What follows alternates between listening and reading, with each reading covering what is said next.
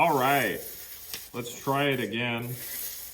I took a little break because I'm lazy and I didn't want to continue producing such shit. So here we go. A topic that I know surprisingly a lot about is the 1967 film Casino Royale, which was a send-off to the Bond series that featured Woody Allen as Jimmy Bond. It was made in between, I think, Sean Connery's last outing, which was You Only Live Twice, stupid name. Basically, Eon Productions and the Broccoli Man, which is... I wish that was a joke, but the longtime producer of the Bond series, or the Broccoli family, like Barbara Broccoli does it now, and I just wonder if, you go to the supermarket and you see yourself and you're like, hey, that's some broccoli, haha. That joke was stupid. Casino Royale was Ian Fleming, the writer of the entire Bond series. That was his first book ever written. He hadn't written something before. He was just he was a naval British agent with a focus on naval intelligence. So the book that he wrote was, pretty much totally focused on the naval intelligence side of things, and the idea of a super spy, James Bond, playing a high-stakes Baccarat game against a guy named Le Chiffre, aka the Cypher. Completely and totally related to the Soviets in terms of how the story breaks down and how it becomes more of a thing. Basically, Bond has to play high-stakes Baccarat. He loses all of his money because he's bad at Baccarat, so that's funny. And is given $30 million by Felix, who is the American spy who just sort of randomly gives it to him. Le Chiffre wins. Well,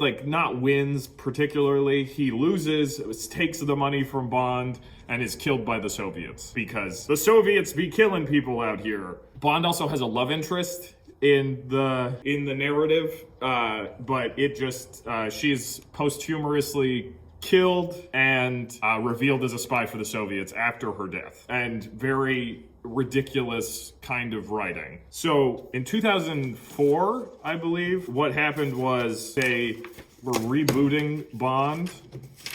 I have notes. But in 2004, they were rebooting Bond. And they picked Dan Craig, who was, at the time, not really that much of a action guy.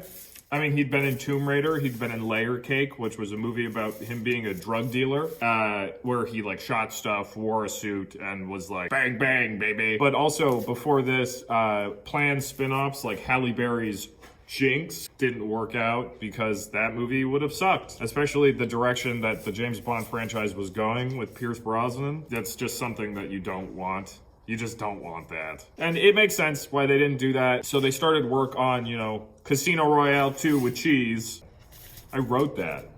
God, I'm stupid. But the film opens up with this super fucking great parkour sequence with Dan Craig and this guy who's like a legit free runner, and they're going off the top of fucking construction beams. They're jumping, they're doing all this shit. And Bond, at the end of this action sequence, he kills the person that he was looking for, and he takes the phone and blows up an embassy.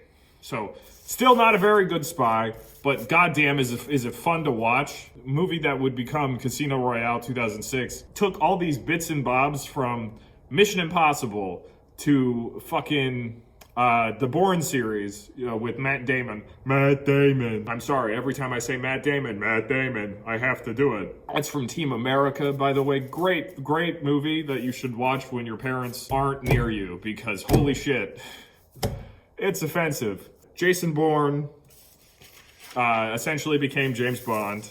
Bond constantly doesn't do good things in this film. He's constantly killing people. He's constantly hurting others, which is kind of the best part of a James Bond film, because he's young, like the guy who's touching his ear, he's like, stop touching your ear, stop touching your ear. But he's a BAMF. BAMF. Who the fuck says BAMF? Don't you just say BMF? Yeah, no, because that's not right. BAMF. BAMF. BAMF. Okay. We're done with that. In the film, he gets poisoned by Lachief, because Lachief is still the main villain. It's played by Mads Mikkelsen in the best casting I've ever seen. Poisons him at the table with his drink, and he has to use a dashboard defib that's like handily stored in the dashboard and has little buttons and is attached to the car. It's absolutely ridiculous. But hey, you know, it saves him. He also gets tracked because he's M's little lapdog bitch. But he also fucks up the dashboard defib, which is kind of the most interesting part of the film.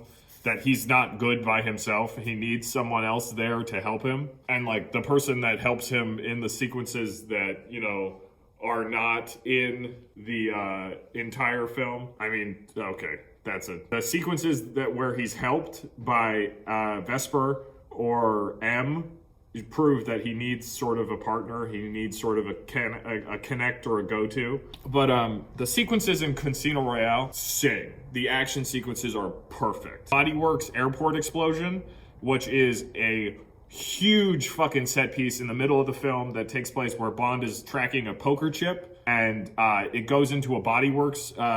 Bodyworks was a exploration of the human body with preserved human bodies, like with no skin, so you could see the muscles, and they would plant them. And these were like real bodies. They would plant them in like positions and stuff, so you could see how that looked. I don't know. I went to it. It was super creepy. It was super weird. The opening parkour / first kill that Bond does under the license is absolutely perfect. And the sequence of torture that Le Chiffre does to Bond, aka hitting Dan Craig with a knotted rope in the nuts with a sackless chair. Holy shit, it's the scariest thing in the world, and I'm horribly frightened of it. A fucking rope smashing Dan Craig's nuts? Now that sucks. Yeah, that's right. Paper. I had a script for this. Oh boy. But yeah, great movie. Absolutely one of the best Bond movies. I personally think it's the best one that Dan Craig's in. Skyfall is my close second. Spectre is running in at third. No Time to Die is very solidly in last, because I did not like that movie. It's because it wasn't good. This is where we're ending this. This is where we're ending our Bourne Mission Impossible Bond franchise with all this cool shit. Like you could have done so much more with that villain. But I digress.